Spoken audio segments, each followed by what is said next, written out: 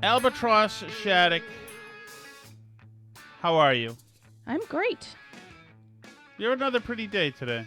Thank you. It's been a somewhat chaotic day, but good. Do you ever think that someday you and I would be in our little kids' respective karate classes at Five Dragons, texting each other from one room away, dealing with our finances and everything else in our lives? I think it's in the no one really tells you category that's Yes. how you'll be spending your time once you're married and with kids, which is actually, I'm glad you brought that up, because I wanted to talk again. I know we talked about the girl who did her rewatch of Real Housewives and was letting us all know why it's great that she doesn't have kids. So it's interesting to me because the people who like us criticize this video for being ignorant, for not really knowing what you're comparing your life to or not, you know? Well, ignorant and like someone named Matt Walsh. Sorry. And generally disingenuous. Right. She was not there for the reasons she was stating she was there. Right. She was there to try to glean a validation for the emptiness of her life, which is fine. Believe me, women like that were when I was around 30 were fantastic to try to meet out if you ever met them out. It's generally lonely, kind of a shadow, a rain cloud following her everywhere, and seems to be rather without purpose. So there was like a bunch of criticism. Matt Walsh was probably the biggest account that criticized her for bragging about her empty life and she didn't openly criticize people who had kids, but that was the implication. Right. Was I've made great decisions and that's why I'm here. Although it was clear that it was a coping mechanism because she wasn't that happy with her decisions, right? I mean, I think yes, I think that's fair to say. That there was a not very thinly veiled unhappiness with her life. Yes, because she had a free Saturday morning. Showed that it was all worth it to have none of these things weighing her down, all these burdens, family responsibilities, etc. So she could be hungover at the next morning and do her own thing. Right. So, but there was, which, by the way, can I just say, is not really even really tweet worthy. I mean, the point of all the things is to be able to tell us about that she did all the things. Right, exactly. And I get the impression, my understanding is that she's trying to be kind of a lifestyle social media influencer. Oh. Who's, offering advice and support to people who are in a similar situation to her, telling them what to appreciate about their lives or whatever, right? She's, she put this content out here not like as a tiny account, as a fairly decent sized TikTok account, and it got taken out of the context of her circle of followers that she was posting it for, and it got moved to another world where people thought it was an insane message to try and promote. And, she was not pleased, it turns out, that Matt Walsh and other people picked it up. Matt Walsh got a lot of criticism from a lot of people, including, weirdly, Mark Cuban. But there was, a lot of Republicans are so mean-spirited, and what alternative are you offering to young people who have no meaning in their lives? And, you guys are just all mean and spoil sports, and why are you picking on this poor girl for her life? And she's just, trying to find happiness and gratitude for what she has with her Shakshouka and her Real Housewives. Right. And I want to say something, because I just got done listening to Ben Shapiro lay into Burning Man for 13 minutes straight. There is some truth to that. This lecturing, hectoring part of the right that does this. Right. That is very judgmental and eschewing common sense fun stuff. And I don't like that. I don't like that it's a staple. Moralizing is a staple on Shapiro's podcast, on Matt Walsh's podcast, at the end. Even Andrew Klavan's podcast, or Crowder's podcast. This thing at the end where they feel like they can impart life advice, I think is really judgy and dickish of them, too.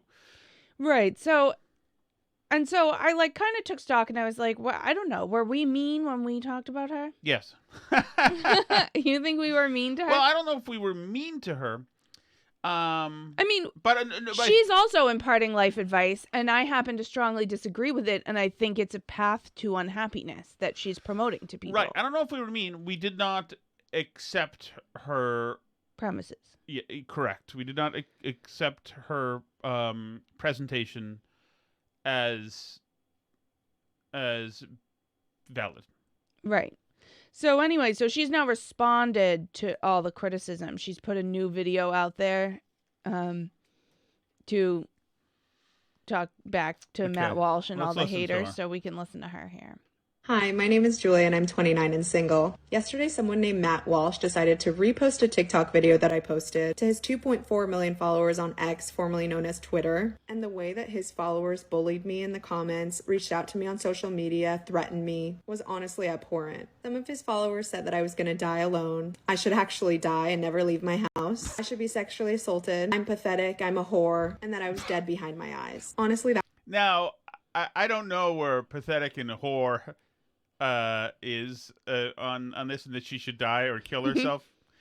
I mean, this happens to everybody, though. This happens to Bethany Mandel like every other week because she'll like say something about one of her kids and she gets 3,000 death threats. You know, yes, like absolutely. This does just happen if you're trying to be social media famous. I'm pathetic. I'm a whore, and that I was dead behind my eyes. Honestly, that one kind of made me laugh because I use Kosas concealer and I thought that it was working. No, but really, if you haven't watched the video, I suggest you watch it. It's all about how I, a 29-year-old single female, decided to spend my Saturday watching reality TV, learning how to cook Shakshouka, and sleeping in until 10 a.m. And these people were really, really, really riled up about my choices on a Saturday. But here's the thing about social media. While it can be a really crazy place, which I experienced yesterday, it's a place where there's content for everyone. Yeah, but it's also not a place. Right. She didn't have to experience anything yesterday. Right. And it's also not, like you said, this is a disingenuous presentation. She wasn't just talking about her Saturday. This was also a moralizing lecture that she was giving. Yes.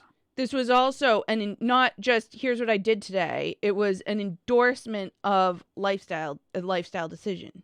Well, exactly. In passing judgment on people who have burdens like children. Right. And by the way, so is this a moral lecture, and this is about to be. There's no way it doesn't wrap up being moral. I haven't heard this whole thing. But to say, like, I was just talking about my Saturday and all these people started yelling at me. Like, no, you put an opinion out there, really, about your life being better than other people's, and other people disagreed with your opinion, which is one of the things that happens you put your opinion out on the internet. On social media, on a forum where people can directly communicate right back and forth. So she doesn't mind that she got feedback. She minds that she got that feedback. Right. And I mean, in fairness, she posted it on TikTok where apparently my understanding is most of the commentary was people that wanted to see this content because they also live alone and watch reality TV and want validation for that, because TikTok has a really smart algorithm and it only shows people things. It's like what Libs of TikTok does, right? Like, people post things on TikTok thinking that it's to a friendly audience, and then Libs of TikTok grabs it and puts it on Twitter to an out-of-context audience, and all of a sudden they get a bunch of feedback that they were not expecting to get. Here's who I'm creating content for. I'm creating content for people who are taking their time creating the lives that they want for themselves. Because it's the life that they want, not something that society has deemed correct. People who are feeling anxious in life because they haven't met their person yet or started a family, aren't rushing or settling to meet someone because some internet troll is telling them that they're gonna die alone. And you know what? There's a 40 to 50% divorce rate in the US. And I believe that figuring out who you are first and foremost and meeting your partner at that point. You can meet your person, you can meet your partner.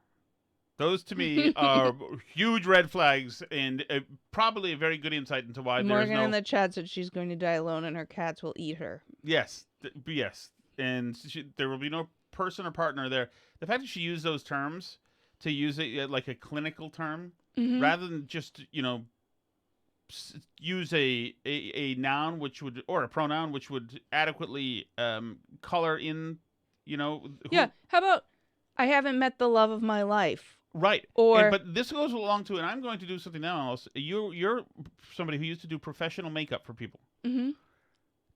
Have you noticed like how haggard she looks in this video? Yes. Yes. She is somebody who can sleep in. She has no real responsibilities all the time. And she's got all the foundational looks to look gorgeous. She does. Mm-hmm. She has beautiful teeth. She's as pretty as AOC, but simply with no, she's not interested. She's embodying mediocrity. Right.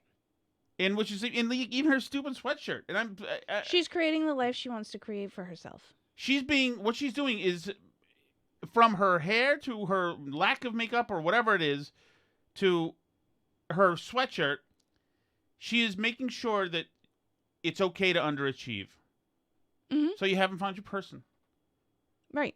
And by the way, there's a 40 to 50% divorce rate, so she's actually doing the world a favor by not getting married and contributing to that, she says.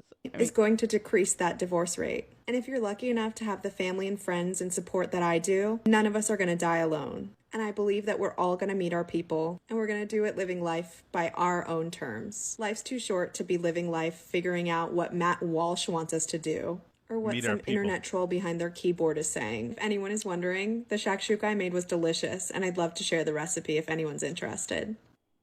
Oh, I'm gonna DM her and tell her to kill herself, I think. I don't think we need to do that. I mean, I do feel bad for her because I actually think that she does seem unhappy with her life choices. Yes. What's going to happen is that, well, what should be happening is that she shouldn't have, ideally, right around now, she should, and she doesn't really want to, she doesn't want to know what Shakshouka is.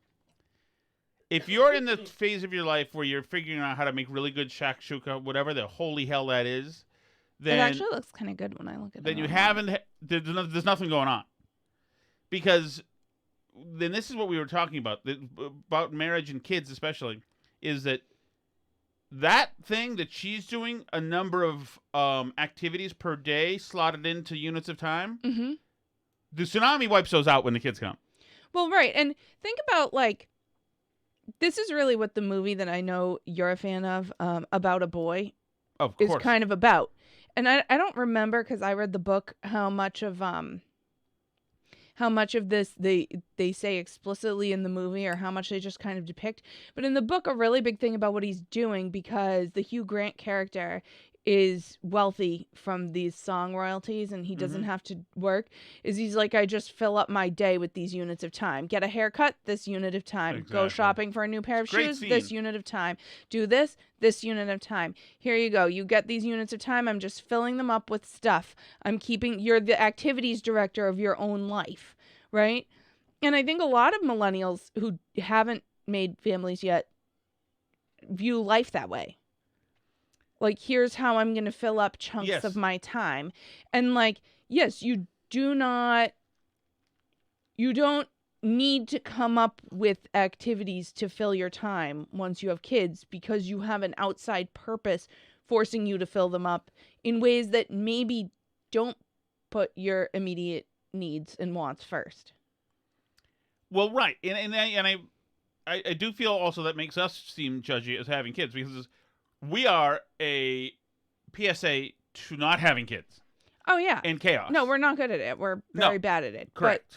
But I think that one of the things about it is it forces you to understand what things like duty and sacrifice, and like I say, we're bad at this. I'm not trying to moralize, but I think that it's very difficult for anyone to imagine what it's like to have that kind of sense of obligation to another living being.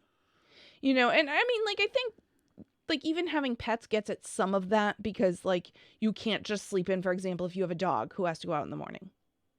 Yes. You have to get up, and you have to, even if you don't feel good, even if whatever, we have dog puke in the front door, by the way. Okay. 2 piles. Okay. That falls under Alice Shattuck's purview. I'll go clean that up. It ekes me out to do it. Okay, I'll do that. It won't be the first throw up I've cleaned up today. I'll be making you. I'll be taking the lead and making the tacos tonight. That's which great. I'm going to employ your help in doing what? Chopping the onions. That's right. It's one of your great talents. I'm going to be picking up a trumpet for yes. school trumpet lessons.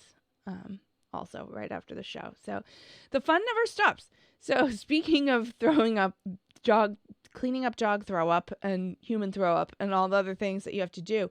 I mean, I think it's very difficult to sort of to replicate the sort of lessons that teaches you unless you're going to join a monastery or something where you like have obligations and duties and stuff and somebody else tells you what to do, because it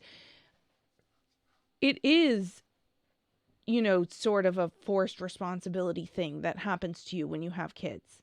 To a lesser extent, like a pet, obviously. To a lesser extent, like just a relationship with somebody forces obligations and duties on you. Why aren't we monetizing this pregnancy? What are we doing? What? We should be monetizing this pregnancy. Monetizing it how? Like baby stuff around you. What are we doing? I'll take it offline. Okay. You know, you work on monetizing. And by the way, you're right. Shakshouka looks fantastic. Yeah, it looks really good. So Shakshouka maybe we'll learn to make it's a Maghrebi, Shakshouka. whatever that is. Does that mean Indian? Maghrebi? Dish of eggs. No, the Maghreb is Northern Africa. Okay, it's Maghrebi. How come you have to say it in that tone? Your lectury tone. Sorry. It's a house. Sorry, I mean. Oh, it's so Lexington. Does that mean it's from India? It's so Lexington honor roll from you. No, it's from Northern Africa. Eggs poached in a sauce of tomatoes, olive oil, peppers, onions, garlic. Hey now, come on. I know. I Sounds take that great. back, Shakshouka lady. I love her now. Yeah, you should marry her off to one of your single friends. I should Shakshouka up with her, right? I know, right? There you go. What's the funny joke that We the kids should were learn to saying make today? Oh, yeah, that's Shakshouka. right. My Dua Lipa thing. Oh, I thought you were going to say the Kim Jong-un joke. Did I make one? No, Sally made up a Kim Jong-un joke. What was it? She was asking what his dad's name was because she knew it was like similar but different. Mm-hmm. And then she said Kim Jong-uno, Kim Jong-dos. Ooh. Something like that. She's canceled in several ways. But I thought that was funny. Anyway, but it seems to me there are a whole bunch of young people who are like allergic to committing themselves to anything that's going to ask anything from them. Do you know what I mean? Yeah, and I understand too, because when I was 29 years old, she has her bleep together more than me. Right. No doubt about that. But yeah. I mean, who knows? But can we get to something else? Sure. Yeah. Go ahead. Oh, did you send the story about the Riz? Yeah. Yeah. Yeah. Riz as in charisma, because my daughter said I must have mad Riz to pick up a. Oh, is that what it comes from? Charisma? Yeah, I a didn't lady, even know that. 14-year-olds younger than me, which is Alice Shattuck. There's Not 14-year-old younger than 14 you. 14 years right. younger than you. Exactly. I was not. Hey, did you get a chance to read this Wall Street Journal thing and the coming green energy bailout? No, I did not get a chance. So you're going to like this, Alice. Let me read this. Okay. The coming green energy bailout. Renewable power operators already want rate increases for their subsidized projects. The Inflation Reduction Act, IRA, includes hundreds of billions of dollars in subsidies for green energy, yet now renewable developers want utility ratepayers in New York and other states to bail them out. According to a report late last month by the New York State Research and Development Authority, NYSERDA, large offshore wind developers are asking for an average 48% price adjustment in their contracts to cover rising costs. The Alliance for Clean Energy New York is also requesting an average 64% price increase on 86 solar and wind projects. I mean, this is what happens when you throw money at stuff, especially when there's a limited supply of people to provide it and materials. Exactly. The IRA in the Infrastructure Act includes federal tax credits that can offset 50% of a project's costs. But renewable developers say their costs are increasing faster than inflation and that the project will not be economically viable and would be unable to proceed to construction and operation under their existing pricing. In other words, it was all wrong. Irony alert, One reason is that the government forced green energy transition is driving up demand for equipment, material, and labor. Growing demand for renewable energy projects nationwide has exacerbated inflation for renewable project cost components relative to broader inflation levels, Nizerda says. Green energy developers are blaming Russia's invasion of Ukraine for increasing demand for renewable energy and its components, but the real culprits are government mandates and subsidies, which they lobbied for. Developers also blame rising interest rates for increasing project costs, but as Nizerda notes, it does not appear reasonable for developers to have assumed that a low interest rate environment would persist throughout the period in which their projects were to be financed, given that the levels of interest rates witnessed today are indeed precedented. So in other words, you trusted us to have a stable economy for you to build your windmills, and we didn't. The climate lobby says power from wind and solar is cheaper than from fossil fuels, but that's only true with generous subsidies and near zero interest rates. Price adjustments that renewable developers want in New York would make solar and wind 2 to 5 times more expensive than natural gas power. Huh. Isn't it affordable? Yeah, there you go. Inflation but reduction? Once again, this is like the magic wand theory of shifting the whole economy to something new that you want to make, right? Where there's only so much industry, there's only so many resources to go around, there are only so many laborers who are trained to do this stuff, there's only so many of the minerals that you need to make the batteries and the different things. This stuff is limited in supply, and it doesn't scale up immediately by magic just because you throw money into the economy. When you throw just money because you do your ribbon cutting, it hasn't started yet. Right. And so what happens Let me finish this. Let me get to this paragraph, okay? Another irony, the Inflation Reduction Act's prevailing wage and domestic content conditions for bonus tax credits, which are necessary to make projects viable, inflate costs. That means U.S. taxpayers will pay more for the green corporate welfare, and utility ratepayers will pay more for renewable power. The climate lobby hits you coming and going. We'll just finish. There's a couple more paragraphs, okay? Nizerda adds that requests for inflationary relief on clean energy products have also been submitted in California, Connecticut, Hawaii, Indiana, Maine, Maryland, Massachusetts, Michigan, New Jersey, New Mexico, and Rhode Island, among other states. Electric customers will get no such relief when their bills increase. Meantime, the computer chip maker Micron Technology recently disclosed that its planned factories in upstate New York, which are set to receive up to $5.5 billion in state subsidies, will consume as much power as New Hampshire and Vermont combined. Where will all the power come from? Don't be surprised if the state eventually asks New Yorkers to turn down their thermostats or turn off the lights at some hours of the day. The green energy crunch and bailout are coming. What an effing disaster. What an effing disaster. I mean, this, I found this today. And it fits with what we talked about. I forget, did we do this on the Patreon show only or on the main show as well? When we talked about the fact that the deficit is now doubled for this year. Yes. With government spending. And a lot of that's coming, not all of it, but there is a lot coming from the Inflation Reduction Act. And there is, there's no end in sight to this. This is bad. And by the way, throwing money into the economy is inflationary to something. And when the government, we talked about this way back when we talked about the overseas stuff and all the container ships being stuck and the inflation was going up. And remember back when the Biden administration was saying it's just people not getting their treadmills on time. Yes. And the inflation's the inflation's just on certain things because the demand has gone up. Well, yeah, when you throw fake money into the economy, you're going to have inflation on something. It can shift around what it is, but overall, you're creating demand that has nowhere to go in the existing economy because there's no productivity associated with it, right?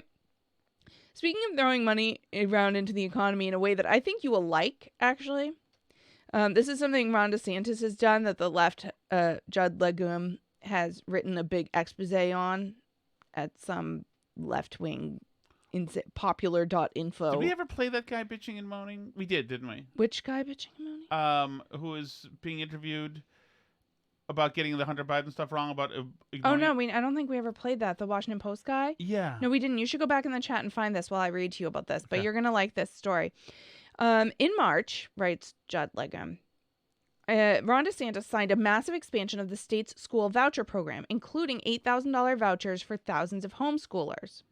So, in other words, if you don't send your kids to the public schools, you can get a voucher to send them to private school. Or if you homeschool, up to $8,000 in homeschooling money to buy homeschooling materials and museum memberships and other educational things for your kids to do to homeschool them with.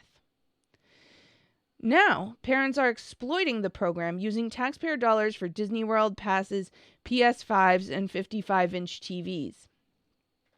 In one exchange posted on a private Facebook group for homeschoolers last month, the parent inquires about getting passes to Disney World approved through the program. Another parent responds she was able to get the passes for Disney World and Universal Studios paid for with taxpayer funds. Previously, the voucher program was restricted mostly to low-income families.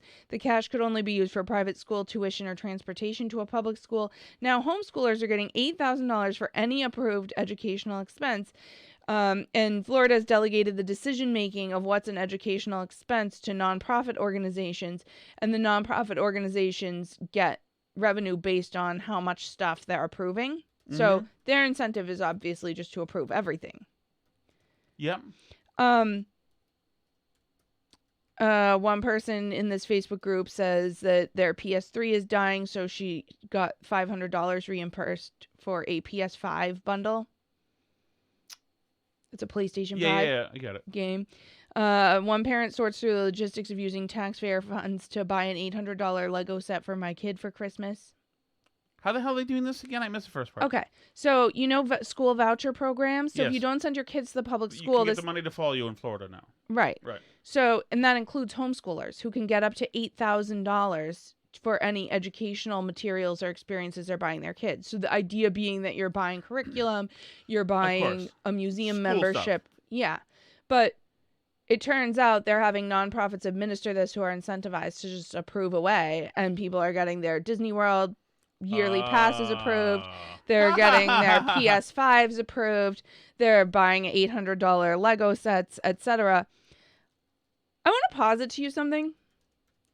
This is, whatever. It's obviously not where it was intended to be spent, and it's like a bad look. But I think probably a lot of kids get more important educational, informative life experiences out of a Disney World pass than the school would have gotten them for that $800. Agreed. Or whatever it costs for a Disney World pass now, Is there any chance this is being done on purpose to sabotage the program? No, I think parents are just trying to see what they can get. They're submitting receipts. They can submit up to $8. Gotta move to Florida. Oh, they can man. submit. I know, this is why I'm saying you would like this program. They can just submit receipts to try and get approved for up to $8,000 a year in educational expenses. Yeah, kids so if need you're an a educational homeschool, yacht. Educational PS5, here we go. Right? But probably there are kids that will learn more from a PS5 than they'll learn from their local school district. And which is, debatable, but then they go here and complain like teachers were paid an average of $50,000 during the 2021 academic year. The national average was $67,000. Homeschooling is not easy to do. So maybe you should try offering a better education in the public schools that gets people to want to send their kids to public schools. If you have that many people pulling their kids out to homeschool, because $8,000 is, it doesn't pay for the time and energy that the parents put in homeschooling, by the way. So, you can tell me that it's unfair, but I'm sure $8,000 is way less than the per pupil spend in those districts. Yes. So, don't cry to me. After what the teachers unions did during COVID, and that's essentially taxpayer funded because the taxpayers pay the teachers and the teachers have to pay the union. So after what the teachers unions did during COVID, I don't begrudge any parent their PlayStation 5 or their other crap. Let them buy whatever they want. I don't care. I'm sure they're picking out better stuff for their kids. I'm certain an $800 Lego set is going to be more educational for a kid than the way that the school would spend the $800, aren't you? Of course. Absolutely. On some dumb DEI program or whatever. Yes. No, Screw I'm them. all for it. I'm all Like, for it. yeah, you're gonna use the $800 to make my kid gay. Like, thanks. Thanks. I'll just buy a Lego set for them, and they'll get some STEM shape rotating skills out of it. All right. So this is Philip Bump, who is here doing the podcast interview, and from the Washington Post. Washington Post. He's all been a Trump.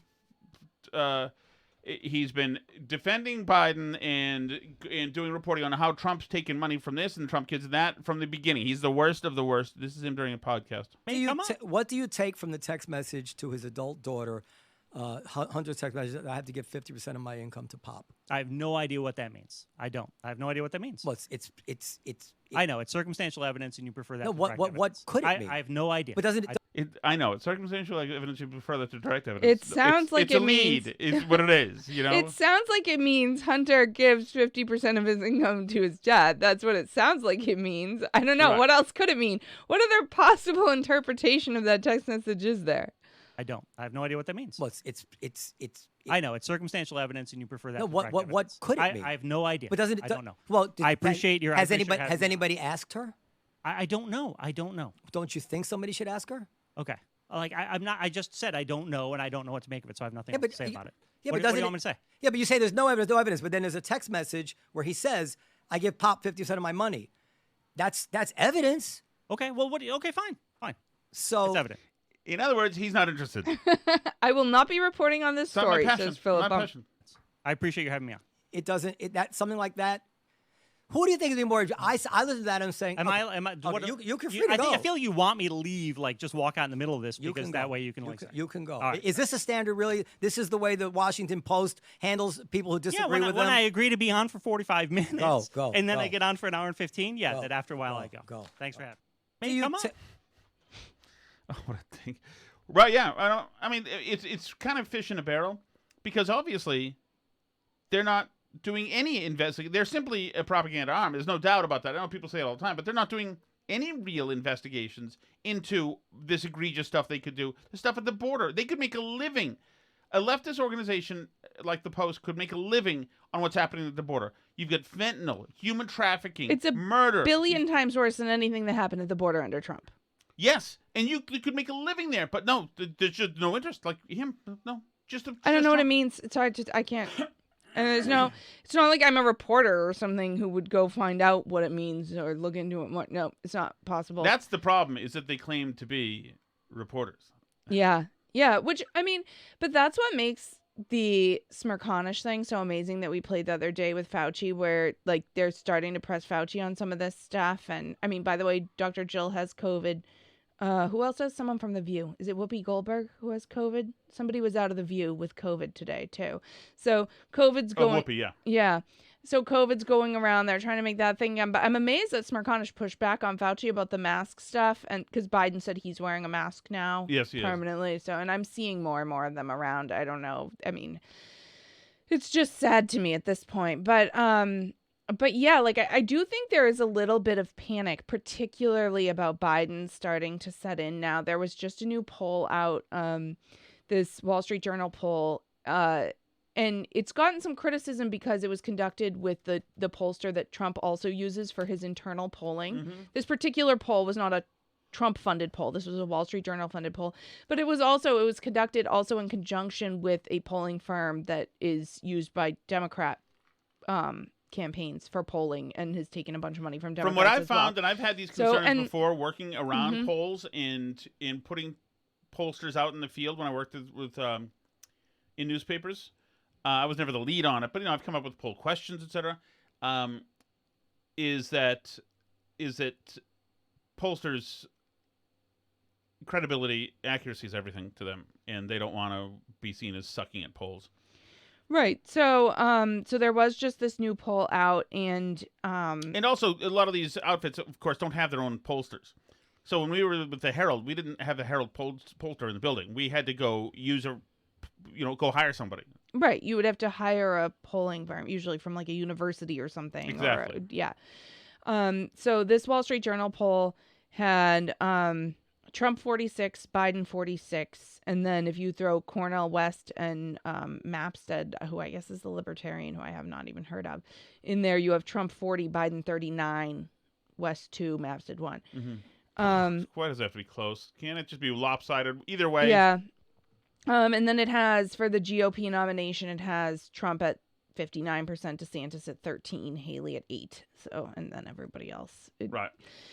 But yeah, so I mean, Trump's obviously cruising to the Republican nomination at this point. Seemingly, you know, it wouldn't be impossible for him to lose it at this point, the Republican nomination. But like the longer we go like this, where he's hovering around 60%, it seems unlikely that he's gonna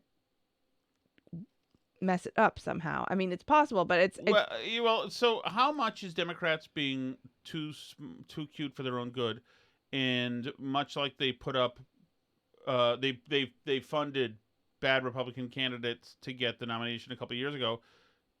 They're pushing. They want Trump to be in the race because they think they can beat him. Although this polling can't make that seem great to them. Well, yeah, so I think it has sent some people into a panic. A bunch of sort of like lib resistor people, like Mueller, she wrote. Have you know that person? I don't know. This like a like resistance blue wave person. These are the people that are pushing the thing that it's like a Trump pollster, which I mean, like I think that's good for Republicans if they're telling themselves there's no way it's Trump 46, Biden 46, and it's just because it's a shady Trump pollster and it doesn't mean anything. I mean, like, I think they're in denial. I think that Trump could very well win a general election in 2024. I don't think he's a shoo-in by any means, but especially if the left pulls Biden out of there and puts somebody else in. But I don't think that if they're telling themselves that if he gets the Republican nomination that it all is lost for Republicans, like I don't think that that's actually the case. And I think that I've said this a bazillion times in the last few weeks, but I think that them deciding to pull him off the ballot in some of these states would absolutely infuriate regular voters. Don't you think? Pulling Biden off? No, if they took Trump off the ballot. Holy hell, yes. Especially in like states like Arizona or Michigan where they're like really purple states, right? Where they are close and they've switched between Trump in different presidential elections. I mean, like those are states that could go for Trump.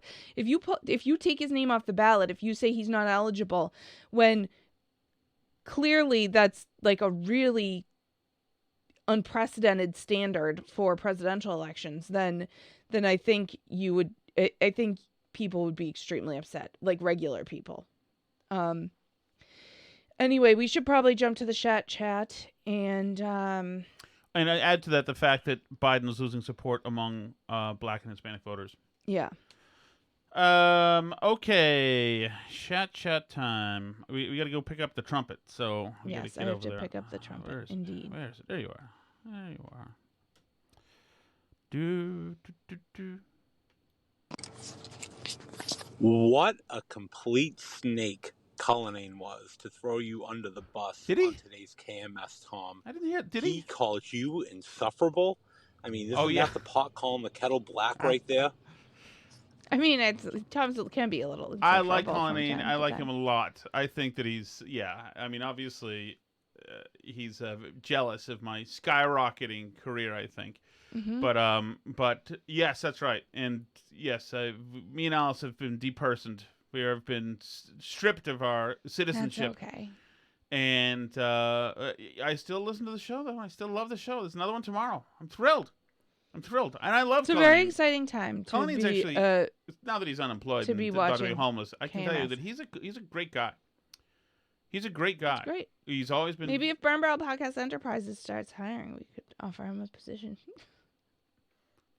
I think he's going to do kind of snaky real estate stuff. But I would definitely have him on to talk shop, like radio. He knows a lot about... He could be a consultant, a radio consultant. Mm-hmm. It's funny that he hates them because he knows a little bit about everything and then a lot about programming. So it would be good. But yes, he is a snake. That is no doubt about that. I like him. Okay. Alice likes you, Dave. There you go. But Dave is also married to... He's always been lovely to me. Dave is married to Holly. What's the rule about Holly?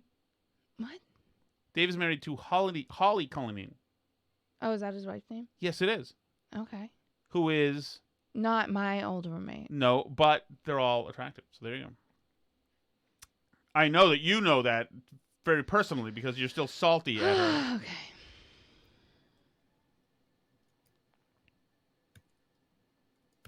Says Andy in Cambridge. All right. 5-tool player, according to the internet, is ability to hit for average, ability to hit for power. There you go. Base running skills and speed. All right. Strong and accurate throwing arm. There you go. And good fielding skills. Cheers. Thank you, Andy. Thank you. I appreciate that. That's more than she knew, and she didn't know that I didn't know either. I didn't know anything. I was just asking what a 5-tool. That's why they must have laughed when Manny Ramirez said that, because he couldn't throw the ball far. I don't think he was not a good defensive player. But thank you very much, Andy. I appreciate that. So somebody knows what it is. Where are you in Cambridge, Andy? I spent many years of the 90s in Central Square at the Field in the Phoenix in the Middle East. My band played at the Middle East, as a matter of fact. We were not good. Also, what's your take, Tom, on Kirk not allowing you to be in the conversation of the top 50 personalities on his show of all time? I feel you're right around the number, like anywhere between like 48 and 55, but what do you think? I think this is the same way. I think that he knows that I would probably be in the top 5 and... Pardon me? I don't know that you're in the top 5. And that he knows that he has to take me off the ballot, like a la Trump, like they're doing to Trump, or else I'm going to run away with the thing. But so I've just been unpersoned. I've been thrown in the dungeon instead of dominating in their list. And I look forward to seeing the list. By the way, I would put Polar up there. Polar is Whitney. This is as far as the second chairs. Polar, Whitney. Who else we like? Montante's good on there. Oh, we love Montante. Obviously, we support him for producer, right? Oh, don't say it. Okay, yeah, we don't support anybody for producer whatsoever. It's certainly not Montante. Certainly not. My goodness. Thank you so much for listening. As always, everybody. Crazy week. It's good to be here with you. If you want to join us for the live chat and for like bonus content each week, stuff like that, there is the patreon.com/burnbarrel. If you like to listen to the show for free, you can also do that at burnbarrelpodcast.com. There's links to all the places to listen to the podcast. There's I forget what else there is. You can watch on YouTube or Rumble. C'est la vie.